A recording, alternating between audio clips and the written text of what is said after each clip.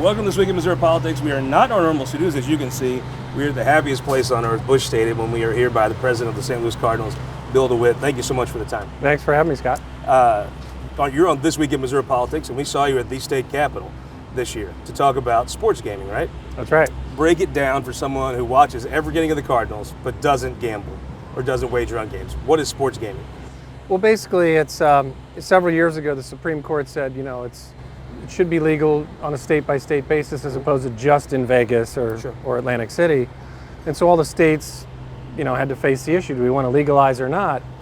And it's starting to ripple through the country, and most states are moving in that direction if they haven't already. Mm-hmm. It's basically a situation where you can bet on your sports teams and on any sports event. Most of that betting occurs with an app on your phone. Yeah, and so somebody will have an app on their phone, they'll pull up the information, and you'll be able to put a wager down on your favorite team. And of course it gets more complicated. You can actually do what they call prop betting, which is betting on outcomes unrelated to the win or the loss. It might be, is this player going to get a home run this at bat, or what's the over-under on the score, that kind of stuff. So we think that our fans want this. We don't think that it's for everybody, but we think that it ought to be available for those fans that want to add a little spice to the viewing experience. So break this down for me, how this actually would affect someone, even if you don't, you're never going to download the app, you're never going to bet on a game. Jack Flaherty, someone whose contract's talked about a lot, sometimes by him.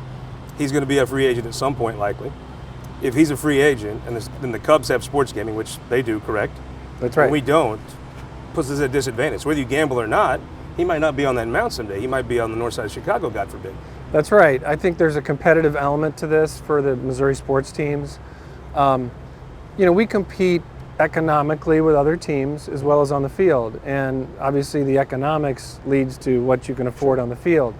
And we compete on a whole number of levels, whether it's attendance or local media rights, or now this new category of sports betting is a pretty big category, because if you're the new industry coming into Missouri looking to sign up customers for your app of sports betting, who are you going to try to reach? You're going to try to reach Cardinal fans and Blues fans and Chiefs fans and Royals fans.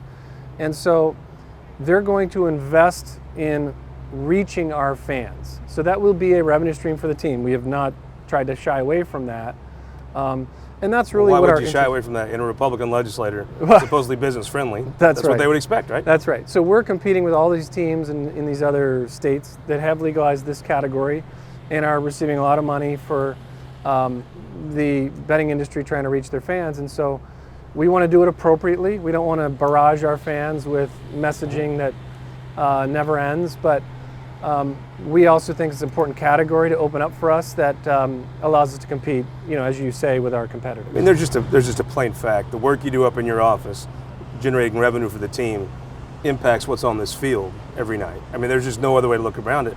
People talk about the market size of St. Louis. You spend above your weight, punch above your weight in baseball because people can reach the fans. This seems to be, these type of revenue generators seem to be more important because you might have more dollars per capita coming from a Cardinal fan than you might other fans. And that's kind of been the secret to how you've built all this, right? I think that's right. Our fans are incredible. I mean, on every metric, we overachieve. Yeah. Our fans overachieve.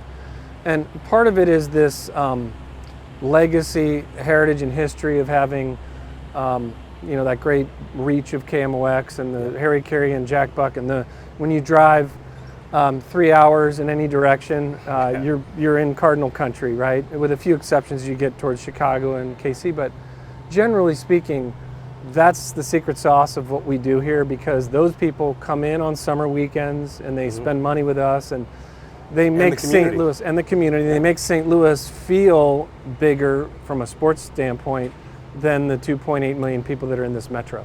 So break this down for me. You've built a successful player development. We saw Nolan Gorman this week, maybe just the prototype of that success. You go to Jeff City. Politics is different than business. How would you like to see your issue handled next year in the legislature?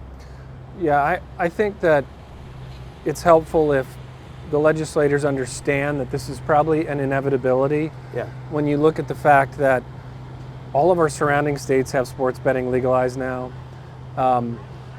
the industry is thriving in Missouri. It's just thriving with illegal operators who have no regulation. They're not paying tax, no loss limits, nothing like that. Offshore, not going to Missouri businesses who are spending money here.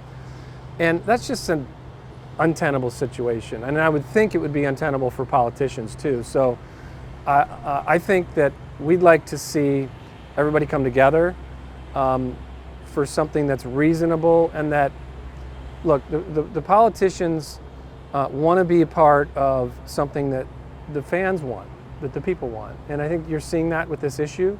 They don't want to give away the farm, and we get that. You know, it shouldn't be a handout to corporate interests. We get that.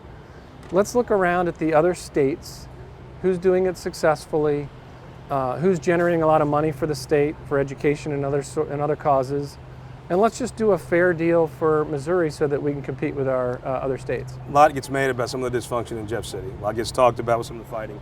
You worked with a guy that I think may be an ambassador for the positive there, Dan Houks from Warrensburg. Tell us about working with Representative Houks and the compromise you and the Chiefs came together for a proposal that you support.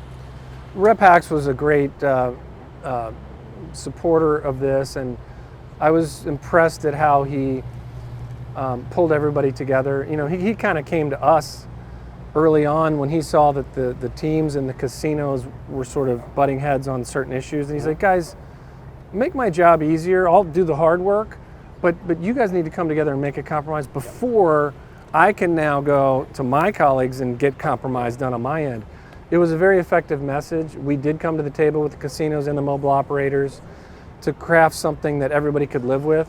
And that's because of Dan's leadership in saying basically, you do your homework, I'll do mine. And then when we got to that point, he really, I think, represented his constituents well in trying to find ways around differences with other legislators without, I think he takes the big picture of all the stakeholders, and it was impressive to see, and it was refreshing in Jeff City to see that.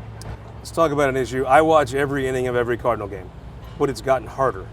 Somehow there's an Apple, there's some hipsters that do the game there, and there's a Peacock. Is it gonna ever get easier to watch the games? I will say definitely yes. When I was just at owners' meetings. Can you outlaw ESPN from having the games? I don't know about that, but I will say this. The pain that some fans have with finding our games, we understand that. The industry understands it. We were just at meetings in New York, at MLB meetings, and this is a trend that's affecting clubs. And we need we need for the access to our games to be better. Part of that comes with a new solution called streaming, which everybody knows about because they either have Disney Plus or Hulu or who knows what else. I've got 2 more this year for the Cardinal games. It's exactly. So it used to be that everybody had the bundle, the cable bundle, right? And it got real expensive, and that worked great for sports teams because everybody had the bundle and all the bundles had sports. Yep. Well, it started to fractionalize. People cut the cord on the bundle, and then they got whatever apps, streaming apps that was for them. And then, but sports got kind of lost in the shuffle. And so if you're no longer a bundle subscriber, you're having a hard time finding us, quite frankly. We're going to fix that. It might take a little bit of time, like a year or 2 or whatever, but I would just preach patience, hang in there. We understand the problem, and keep writing those letters because... I got a wild idea. I got a crazy idea. What if you just took all the games? And look, if I'm ESPN, the greatest franchise in the history of sport, I'd want them on every Sunday night too. I get where they want it. What if every game had Danny Mac doing the game and you charged $100 a month and you just counted the money? And you could put it on all these other apps, but one app or channel or whatever, he did every game and you just counted the money. Yeah. Charge a lot for it. It's not a bad thought. The household would invest in that, I promise. It's not a bad thought, and we've talked about trying to work out a streaming solution that gives somebody like that premium every game plus additional content. I think you'll see something like that come down the pike.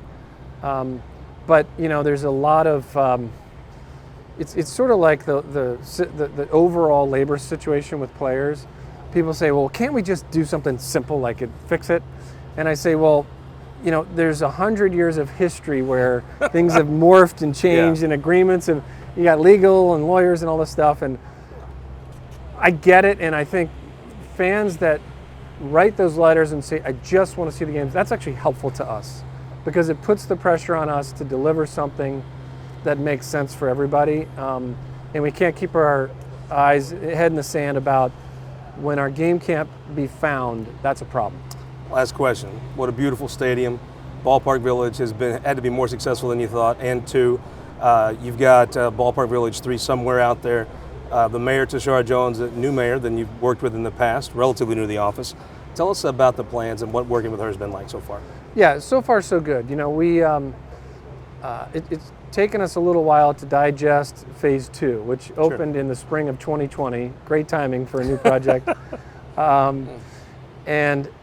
So we're kind of finally digging out of that hole, and we're really excited about what we have right now, which obviously, you know, the first phase everyone knew was the retail entertainment piece. And now in phase 2, it's a hotel, it's an office building, it's a residential tower, it's a health club, it's, you know, a co-working space, all that stuff. My son would say the Cardinals Hall of Fame. In the Cardinals Hall of Fame, that was part of the first phase, and that's very cool. So, but there's more to come, and we think that we probably could justify another residential tower. We're talking to some companies, you know, maybe instead of this companies moving out of town, maybe they pick Ballpark Village to move in town and create a new headquarters for a big company.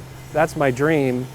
And then all of a sudden, you know, we probably have it finished and we start looking at parcels around us and it can just keep building. So I'm optimistic. I think the new mayor understands where we want to go with this, and early conversations have been positive about the city supporting what we're trying to do. Well, they're going to have to be part of it, right, if it's going to happen.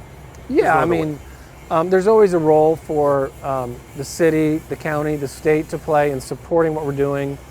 I'm not just talking about like subsidies or handouts. I'm talking about supporting things like, you know, security and traffic signalization and urban planning concerns, how we fit into the fabric of downtown and relate to our neighbors and what's going on in other development projects, and how we can complement what others are doing versus just, you know, doubling up on something that you only need one of. So all of those discussions are ongoing and are very important for us to make sure that any future phase fits perfectly into the fabric of downtown. Well, thank you for the time. We'll see you in the legislature in January, I assume. We'll be back. And then we'll see you out here this summer and hopefully into October, right? That's what we hope to be very busy in October. Thank you very much. Thanks, Mr. DeWitt, thank you for your time. My pleasure. We'll be right back with our Opinion Maker panel. The most quotable man in the Republican Party, Jim Murphy, joins us after this. I'm Dave Schatz. Digging trenches probably isn't your dream job, but it was ours. It's a dirty job, but it needs doing. When times got tough, with a lot of prayer and a lot of hard work, and we rescued our family's dream. We didn't focus on fixing blame, we focused on fixing problems. It's what America needs. Blue-collar businessmen who will roll up their sleeves and get the job done. I'm Dave Schatz, and I approve this message. Because to fix America, we don't need more talkers, we need more doers.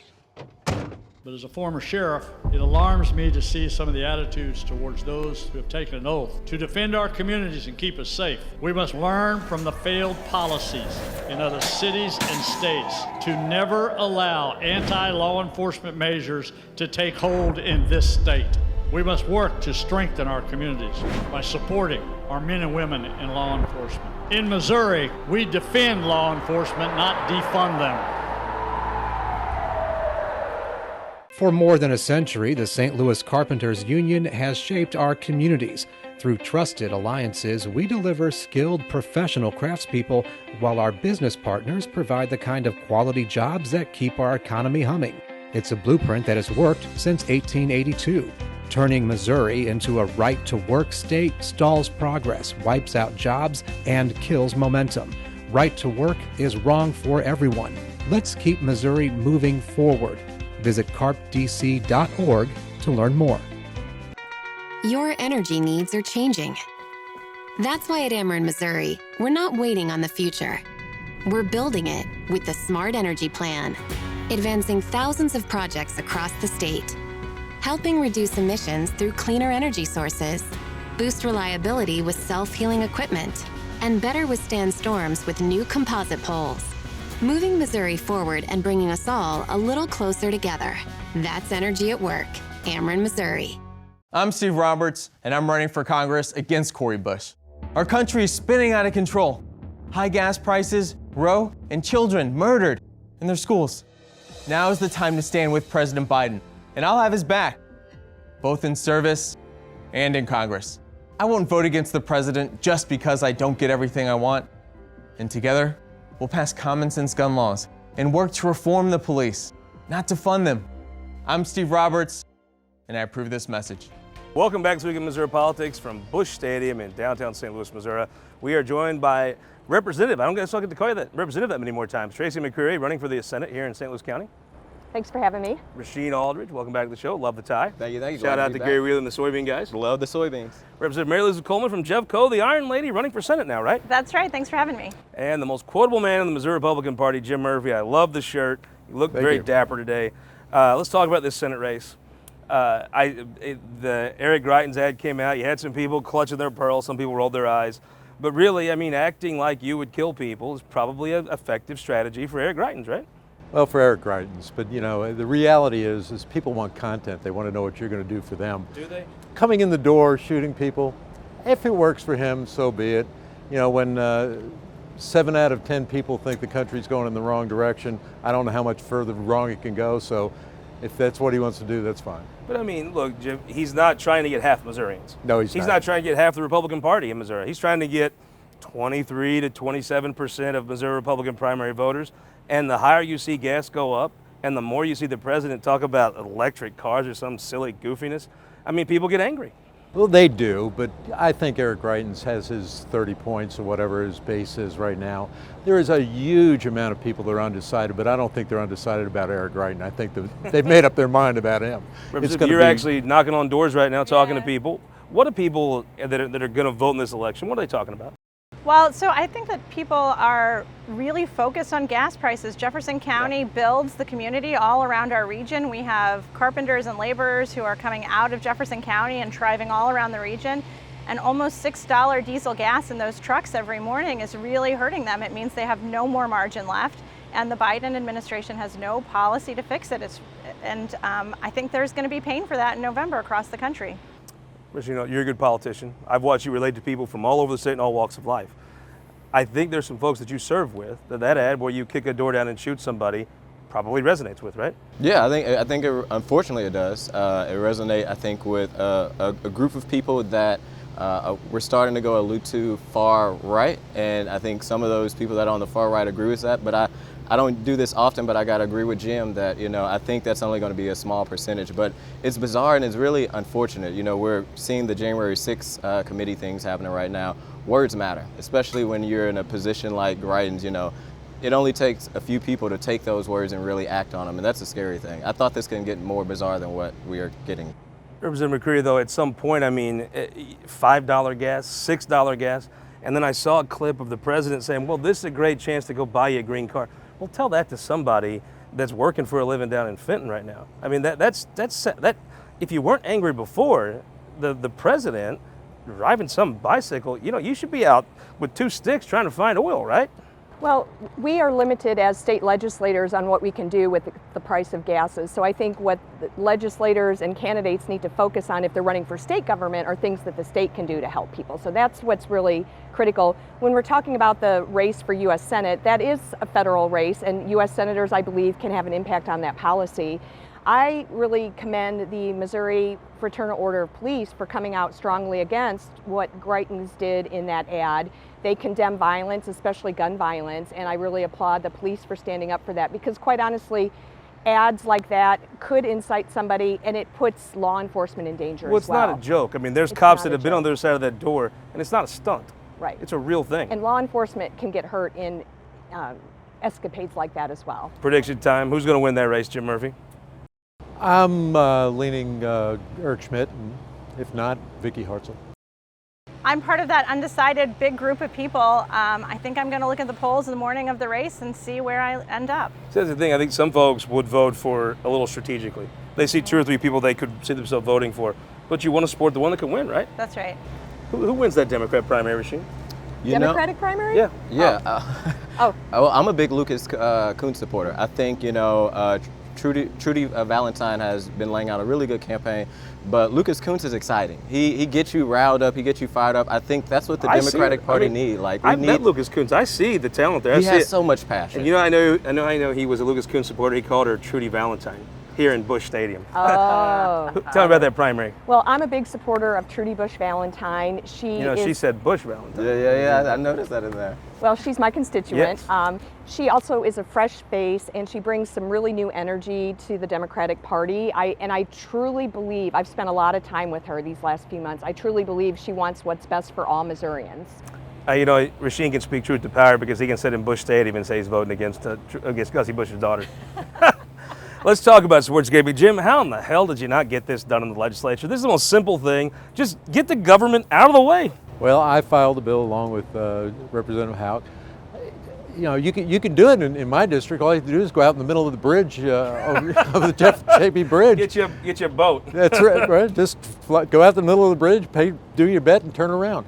It's got to be done, and I think there's bipartisan support for it. So I don't know why, other than what went on in the Senate and its dysfunctioning. I think this year we have a chance. So, Representative, when you become Senator McCreery, can you walk over there and say, what are we doing here? I mean, it's one of those things, it's like meter maids. It's just an annoying part of government. It's like government for government's sake. Why is it the government's business what you do? Well, it shouldn't be, and there are so many sports enthusiasts that want to do sports betting legally. And right now, the state of Missouri is surrounded by states that have already legalized sports wagering. The Cubs have it. Well, and Nebraska and Kansas recently passed it. A lot of us represent folks in the St. Louis region. I would like our folks to be able to stay in Missouri and do it legally and spend their money here rather than having to go across the state border to Illinois. When you go across the... Yeah, I mean, I know all of these guys, right? They go into Nebraska for guys' weekends at some random Holiday Inn so they can sit in a lobby and bet. We've got to get it taken care of. When you go to the Senate, I've seen you get all your kids in line, which is a good. It's a basketball team of kids. Can you get these senators in line and say, guys, just get out of the way. Just stop being annoying. Well, so I think that in some ways the Senate this year was like a bad class where none of the kids inside the class are bad, but the dynamic of them together really didn't get along. We're going to have some fresh faces. Representative McCreery and I have worked well together on a number of issues. We agree on a lot less of those issues, but we're able to find where those lines are and get things done for the state. Should you just pass a law if you can't get out of the Cardinals way, you can't come to the ballpark? Yeah, I mean, it seems to be. I mean, seriously, you have to look over and laugh. I mean, what clowns? How do you not get this? If the Cardinals want something done, and the Chiefs, good Lord, who is the legislator standing in the way of it? I mean, only thing I can think again is, the Senate. Thank God they kind of exploded this year, but this was one of the things that I wish they didn't explode on because, you can easily just drive across the bridge, go to East St. Louis and do it. It's something that the Cardinals have came together with the casinos and say, this is smart for us to do. It's good for our state. And heck, let people, bet on who they want to bet on, make a little bit of money, and it stays in our state. I think it's comical when all these conservatives are like, oh, we're conservative. We want the government out of your life, except, we want to tell you can't do this. With a little bit of money they don't take in taxes, well, you can't spend it like this. Why is it their business? They love to pick and choose. And this is bizarre. It always is bizarre. And this is one issue that is just crazy. Like I say, it's a bipartisan issue that we should easily get done. Well, I mean, it's just a government for annoyance sake. Just like annoying. It's the ones that have been picked on in high school. It's like the government growing mosquito farms, just letting them loose on people. That's what it's like. Does this get done when you're in the Senate? Oh, it will definitely get done. This get done. It will get done. I mean, geez. If we have to shut it down, we're going to get it done. Well, you shut it down if they can't get the president of the Cardinals. Well, I said get this done. Listen, I think we have enough people who want to shut down the Senate. My focus is trying to keep it open so we can get things passed. Can this just get done? Oh, good Lord. It should be done. And is it a casino issue that the casinos are the problem here? I mean, I watched Denny Hoskins take a lot of blame for this, but he said, okay, here's some compromises I have. It seemed like he took the heat, and now it's the casinos who are under the heat. Well, there's some conflicts with the illegal gaming machines that are in the state, and they try to conflict the two together. And we need to separate the issues. We need to do the gambling bill, get that out of the way. We should go after the others, but that's a whole different subject, and we should every kettle of separate. fish. Yeah. Representative, I saw you were down on the river, but it wasn't the Mississippi. And it wasn't the Merrimack, it was the Rio Grande, right? Yeah. Tell us about your trip down there. So my mom and dad celebrated their 50th wedding anniversary and we were in South Texas, and I accepted an invitation to tour the border, go and see. I hadn't been there in a while to see what's happening. And because of Biden's failed policies, every state in the country is now a border state. And what we see in Jefferson County is fentanyl pouring over the border, really putting our people at risk. And so it was important for me to talk to law enforcement there. I don't know that most Missourians know that there's a massive presence of our military that is supporting our border patrol, and that the influx of people that are coming over the border. So I was able to see and tour the border with the border patrol and see where there was a wall and there weren't foot traffic, there wasn't little paths, there wasn't debris, and where there wasn't, and you could see people were coming over, and the humanitarian crisis, I mean, Border Patrol is intercepting really young children and mothers, and of course the poor are bearing the brunt of that as they're being used as mules to bring drugs and other contraband across the border. So we've got to secure our border. It's really, I think, a human rights issue and also a safety issue for our citizens. Well, the federal government's not going to do anything, right? If you elect a Republican, they'll do a little more. You elect a Democrat, they'll do a little less. Neither of them did anything. Jim, the state finally had to do something for themselves.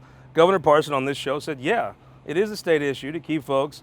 It's the darndest thing. You and I have been there. We've been If there. you've ever drove from downtown St. Louis to Jefferson City and you've taken 40 all the way through, there's a huge developments. This is not somebody tiling your bathroom. Huge condo developments done by just swarms of illegal immigrants, treated poorly, paid poorly. You and I went out there.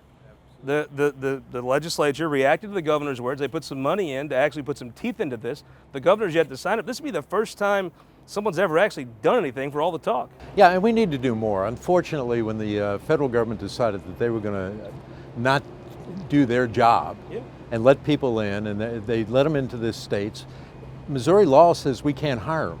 We cannot hire them. It's against the law for a business to hire them. And if, so what are they supposed to do when they get here? So, we need workers, but we need legal workers. We need to look at our law, figure out how in the world we're going to, because first of all, they're working under the table, taking good American jobs in a way that they shouldn't. And being mistreated. And on the other hand, we will punish a business for hiring them. And they're not paying punished taxes. for getting kicked off the air, so with a minute left to win the week. I want to say Scott Fahn. Scott Fahn is, for the first time in his life, is going to jump up and he's going to run for meter maid in Jefferson City. I appreciate your and, thank you and I very will much. tell you, appreciate I'm all for your him. support. I promise to do nothing. I'll write no tickets.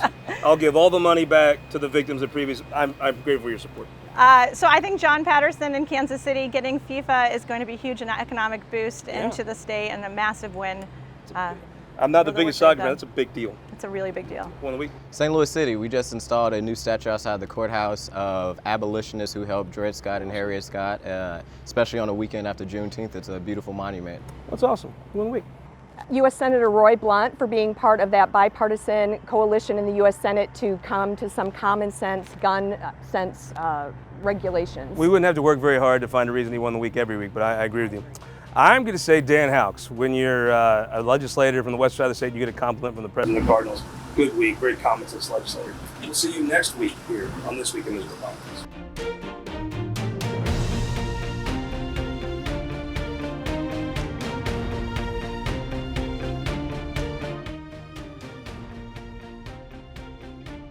Support for this program has been provided by the Missouri Automobile Dealers Association, Ameren, Spire, and Sterling Bank.